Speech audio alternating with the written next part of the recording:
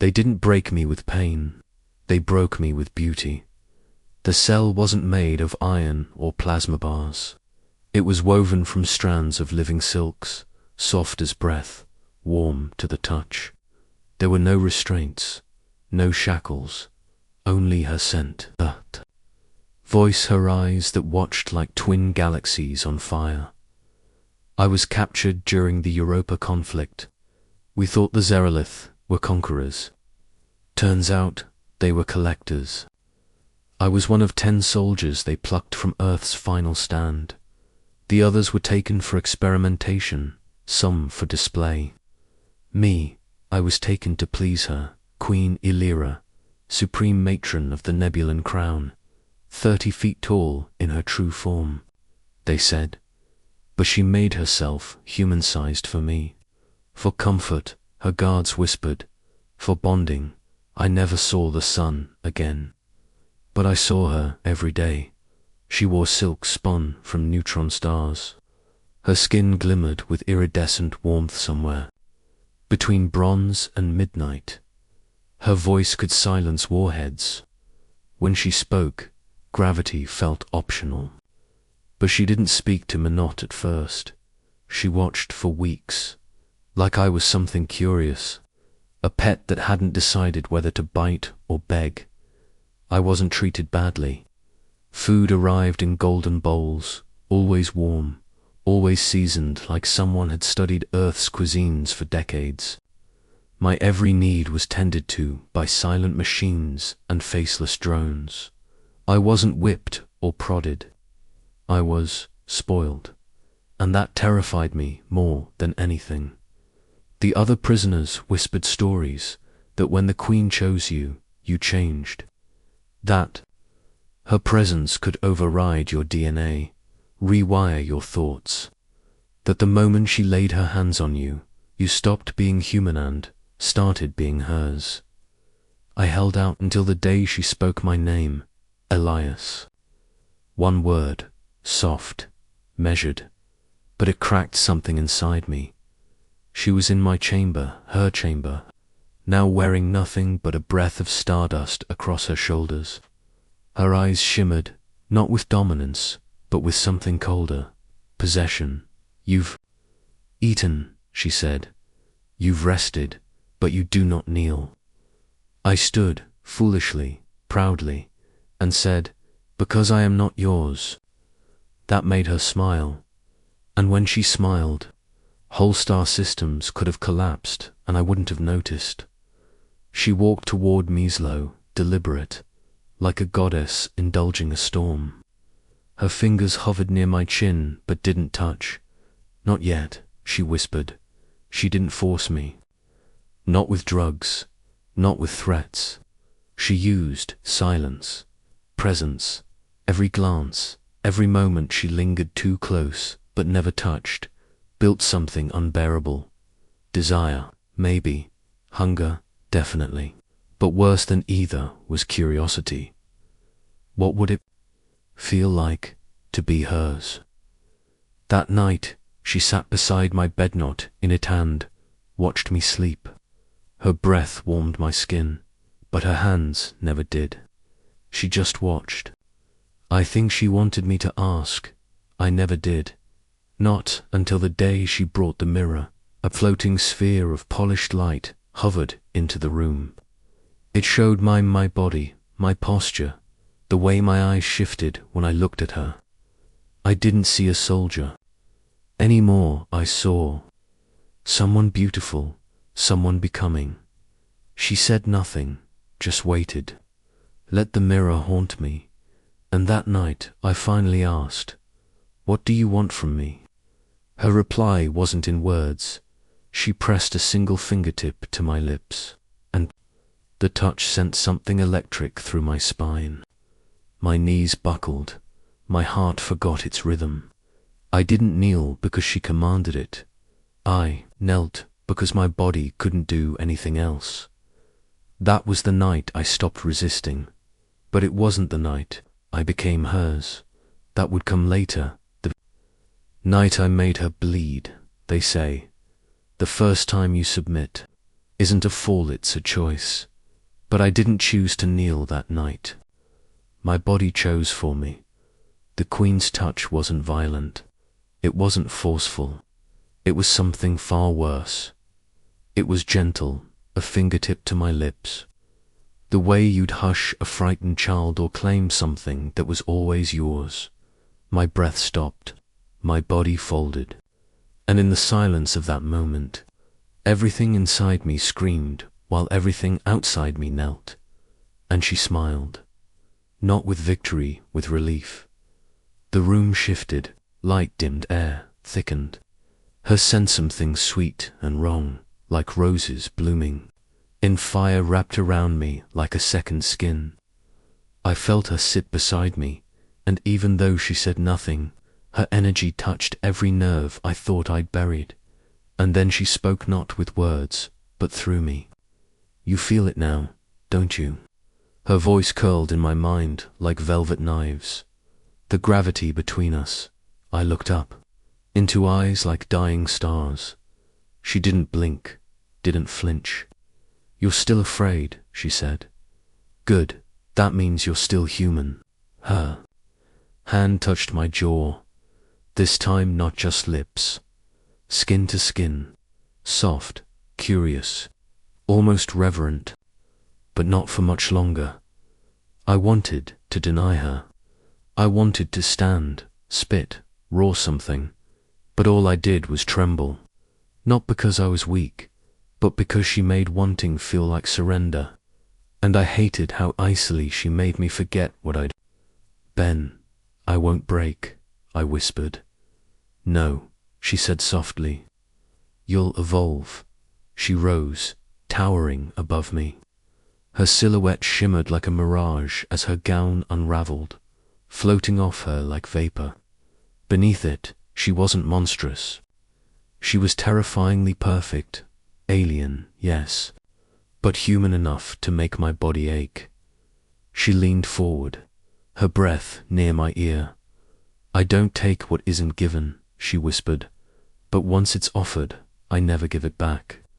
She left me there, shaking, half hard, half lost, and fully hers in ways I didn't understand yet. The next day, everything changed. The guards started bowing to me. My meals were served by hand, not drones. My room transformed no longer a cage, but a chamber of strange velvet shadows and glowing stone. The mirror returned, but this time it showed her standing behind me, hand hovering above my chest, like I was a sculpture she was about to sculpt into something divine. And then she began her lessons. Touch without pleasure, pleasure without climax, commands without language.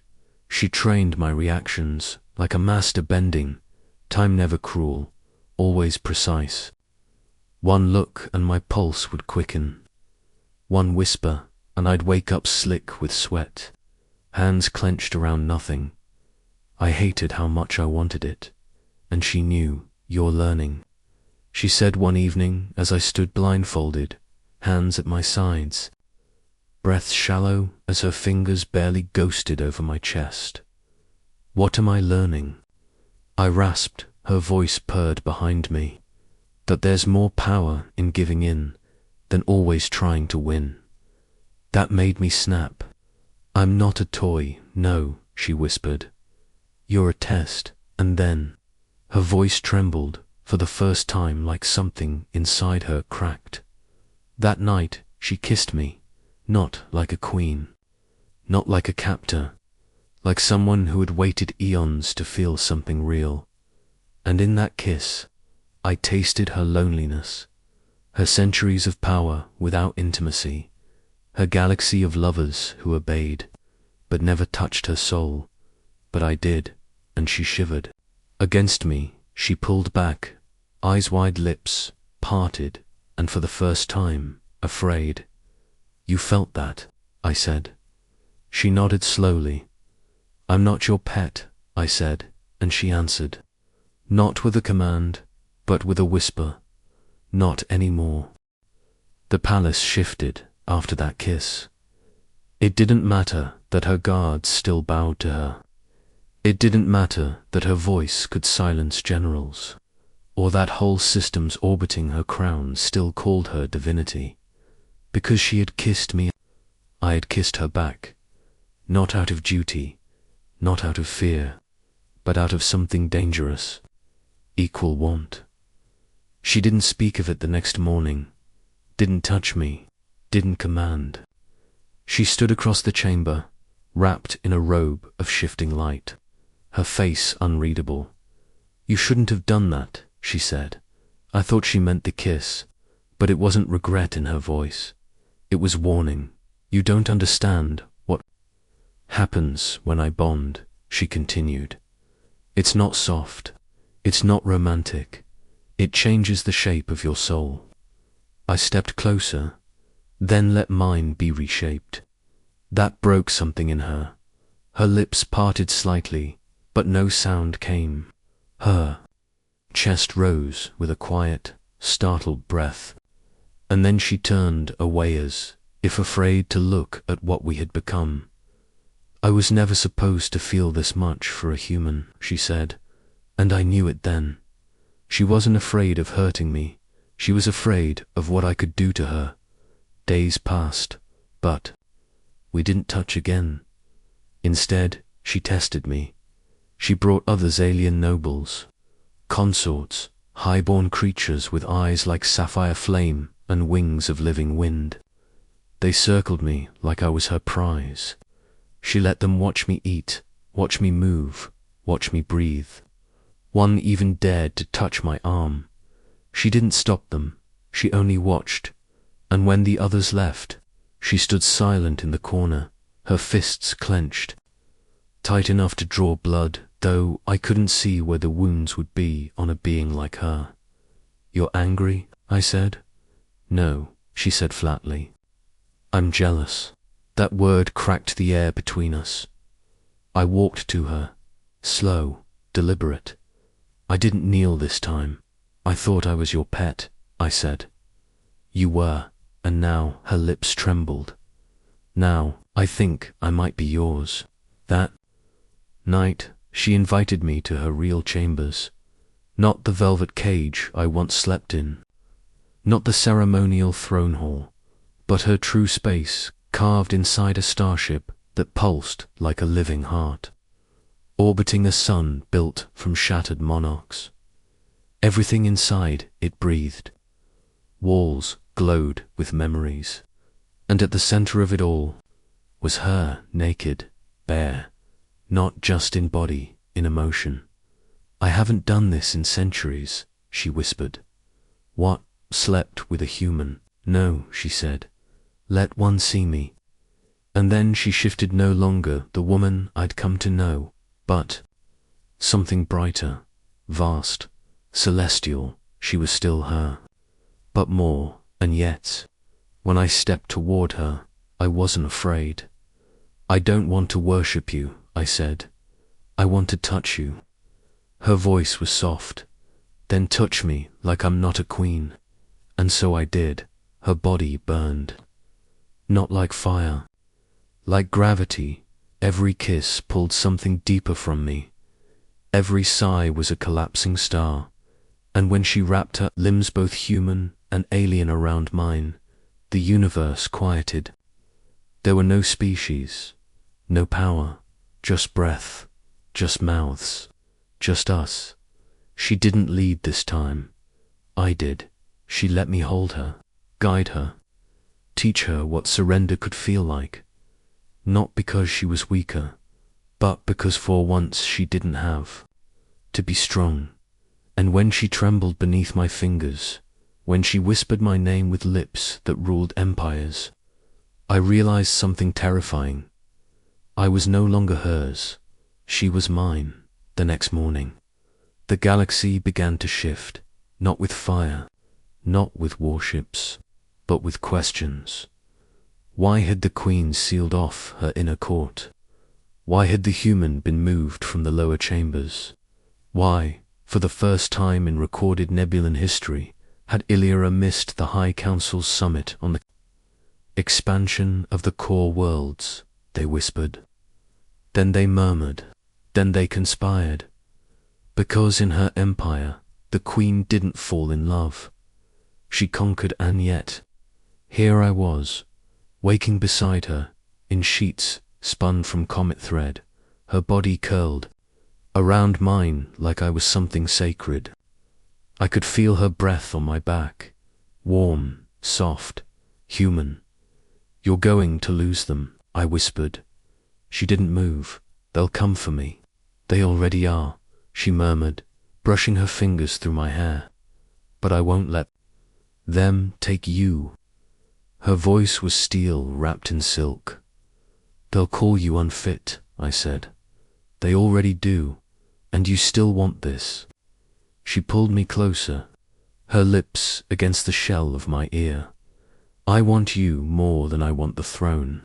She tried to keep the galaxy quiet. She failed. I was summoned to the throne chamber 2 days later, not alone, flanked by Zeralith guards, weapons humming against their ribs. I stood at her side like I belonged there. They saw a human. I saw threats dressed in robes. My queen, one of the advisors said, with a bow so deep it nearly touched mockery, the empire stirs with unrest. You've neglected matters of state, and this earth specimen, speak again, she cut in, and you'll find your tongue in orbit. I didn't flinch, neither did she. But her court did, because they weren't used to seeing her defend someone, and they especially weren't used to seeing her. Hands slip into mine right there, in front of them all.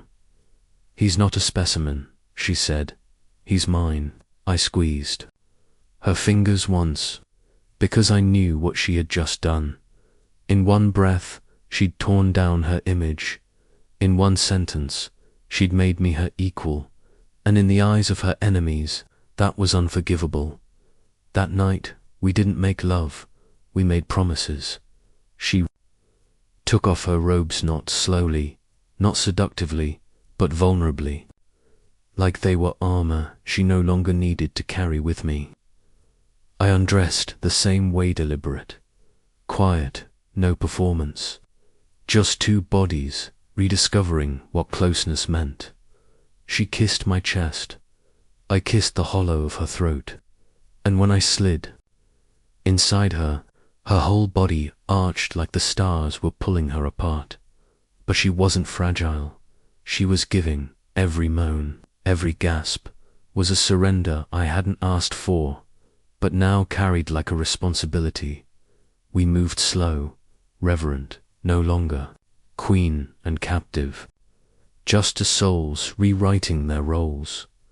She came undone beneath me, calling my name like it held galaxies inside it. And when I followed hard, deep aching, I whispered something I never thought I'd say again. I love you. And she wept. But the peace didn't last. The alarms started while we were still tangled together. Crimson pulses lit the walls. Sirens screamed through the palace like war songs. She rose instantly. No gown, no crown, just skin and fury. They've come, she growled. Who? The council. The old families. Those who fear what I've become. Then run with me, I said. But she looked at me like I was still missing something. I don't run, she said. I rule. And then she reached beneath the bed and pulled something out. Her crown, only this time, she didn't put it on her head. She placed it in my hands. If they want a queen, she said, voice low, dangerous, then let them see what happens when a human wears the stars. The crown in my hands pulsed warm, alive, ancient. I didn't know how it worked. I only knew that it knew me now. It recognized the one she'd chosen, and outside those star-glass walls, war had already begun. Her palace shook as orbit-borne dreadships breached the atmosphere. Blue fire rained down from noble fleets. The council had declared her unfit, corrupted, broken by a species they once considered primitive, but they didn't understand what had truly happened. She hadn't fallen, she'd risen differently, and she brought me with her. She turned to me now, her body bare but blazing with violet energy. She looked like a myth torn out of a holy book and rewritten with passion. "I can still send you away," she said. "There's a pod, a wormhole gate. You'll make it to Earth. I stepped forward and leave you to fight our war alone." She stared. That one word dowded between us like a thunderclap. "I knelt once," I said. "That night I gave you my body. The next night I gave you my soul. Now I give you my wrath." She smiled, slow, sharp, proud, then wear me, Elias, and with that she touched my chest. Her energy flowed into meal-like silk dipped in lightning. The crown in my hands floated up, spinning, flaring, and when it settled upon my head, I saw everything: the maps of her empire, the pulse of her enemies, the lies whispered across sectors, and I didn't feel fear. I felt command. The doors shattered. The High Council burst through in gold-plated armor and polished contempt. Their weapons were trained on her. On us, one stepped forward, nin-eyed Chancellor, with void light stitched into his cloak. "You've desecrated your bloodline," he spat. "That thing beside you is my consort," she cut in, voice glowing, "and my Karula." They laughed until I lifted one hand, and the guards around them dropped screaming as gravity bent to my will. What is he?" "One STMMERED. She grinned. "Mine. The battle wasn't fair, because love this fierce isn't fair. It doesn't follow rules, it rewrites them." She fought like a star, reborn bodies, crumbling beneath her waves of light. I moved like fire inside bone, each motion guided by the data-leased instincts her crown gave me. We didn't fight side by side. We fought as one. When the last blade fell, silence reigned. The throne room was littered with broken banners and scorched marble. I stood at her side, breathing hard, body glowing in places it never had before. They didn't leave us with a choice, so we made one of our own. I turned to her. She still hadn't dressed. Neither had I, and maybe that was the point we had ruled. In flesh, in vulnerability, in something the stars feared more than war. Intimacy, she reached for me, not in public shame, but in sovereign right. We kissed in front of them, our lips stained with ash and blood and freedom. And when we pulled apart, she looked at the throne and then back at me. "Sit with me," she said. I did, not beside her, but with her. And when the new empire began, it wasn't born from bloodlines or laws. It was born the moment a human touched, a queen like a woman, and she touched him back like a god. Discovering sin, the end, but this universe is only just beginning.